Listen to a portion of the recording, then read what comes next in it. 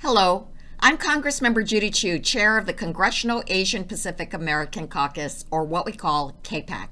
Thank you so much for inviting me here today to kick off the new year with you.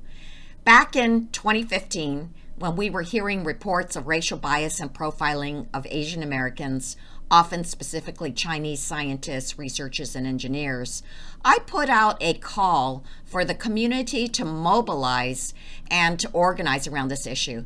And I am proud to see the result of that call for community support is the APA Justice Task Force. And there has never been a more important time for you to be in existence. When this community began to form in 2015, back when Sherry Chen and Dr. Xiaoshengxi's cases became public, we never knew how large of a problem targeting our communities would become and what new struggles we would face. But thanks to your leadership, the Asian American scientific and academic community's voices are louder than ever before, and more people are aware of the blatant racial profiling that our communities have faced at the hands of our own government. I want to thank each of you for your engagement on such important issues like this, because together we have accomplished some major wins in the last year. So today it is my honor to join you and share what we have been able to do thanks to your dedicated advocacy and to the work of APA Justice's leaders, including Jeremy Wu, Stephen Pei, and Vincent Wong. One of our most critical accomplishments last year was successfully advocating to end the China Initiative, the harmful Department of Justice program started by President Trump that was profiling Chinese researchers, which the U.S. government officially terminated last February. From Dr. Anming Hu to Dr. Gang Chen and so many others, we saw time and time again how baseless accusations were hurled at renowned scientists, turning into protracted legal battles that upended lives and careers. Not only did we see a full acquittal in both those cases, but the Department of Justice listened to our concerns and ended the China Initiative.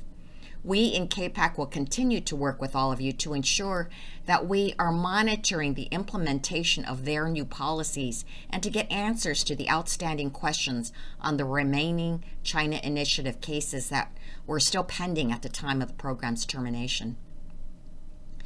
I also want to thank all of you for your efforts as we worked on legislation to bolster American competitiveness, like the CHIPS and Science Act that Congress passed and President Biden signed into law last year. Your support was critical in helping CAPAC ensure that none of the harmful amendments that targeted our communities, especially Chinese American academics, were included in the final bill.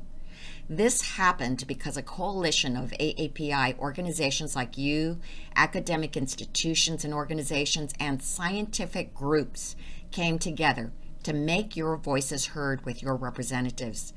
And CAPAC was able to use this advocacy to make our case to House and Senate leaders like Speaker Pelosi and Leader Schumer to ensure that all provisions that would have caused harm to Asian Americans were excluded from the final bill.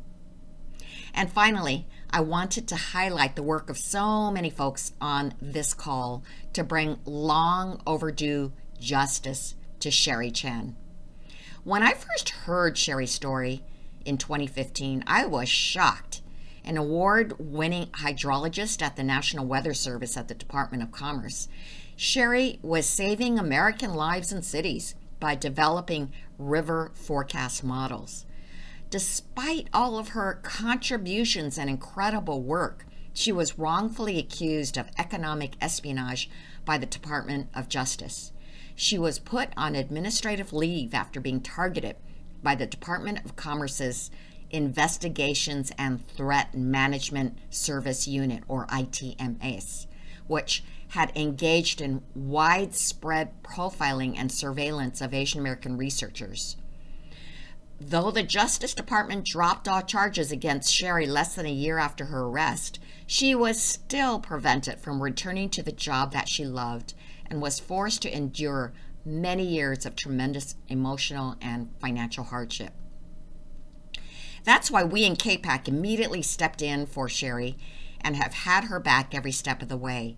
We sent letters, held congressional press conferences, hearings, and roundtables with Sherry, Professor Xiaosheng, and Asian American civil rights groups, and met with then Attorney General Loretta Lynch and current Attorney General Merrick Garland to discuss the pattern and practice of federal law enforcement and prosecutors singling out our community members.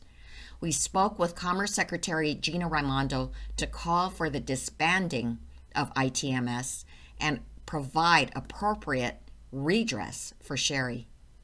In part due to CAPAC's advocacy, the Department of Commerce finally disbanded the rogue ITMS unit.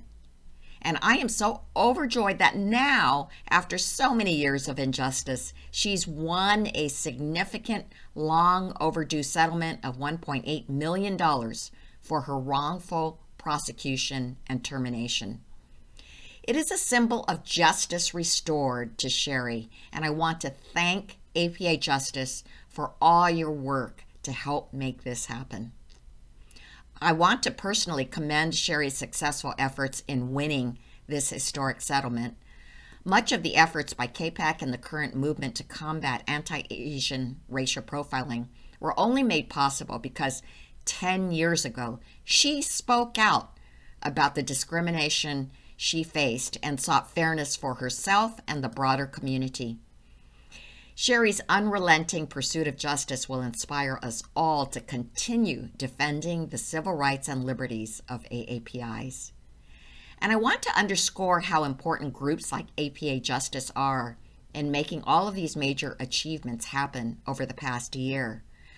Despite all of these wins, we know the work continues to ensure that we are engaging with our partners in the administration, across federal agencies, and with my own colleagues in Congress to ensure that our communities are not facing anti-Asian discrimination and racial profiling. To that end, CAPAC will continue to prioritize calling out blatantly xenophobic anti-China rhetoric and pushing back on policies that unfairly target Chinese American communities, which we unfortunately are expecting to see much more of in the year ahead. So thank you again for inviting me today to join your monthly call. I appreciate the leadership this group has taken when the need arose for our community to mobilize years ago. And while it is unfortunate that those needs have continued to grow, I am heartened to know that a group like APA Justice Task Force is leading the way in bringing our community together to stand up for our civil rights. I appreciate that CAPAC is included in your monthly calls through NISHA's updates, and I'm thrilled to start this year by congratulating you all on the hard work that you've done on behalf of our community, and by encouraging you to stay strong on the road ahead as we work together this year, speaking out for those being racially profiled and targeted just for being Chinese, and to continue building this diverse coalition of leaders across the country who are focusing on such an important issue.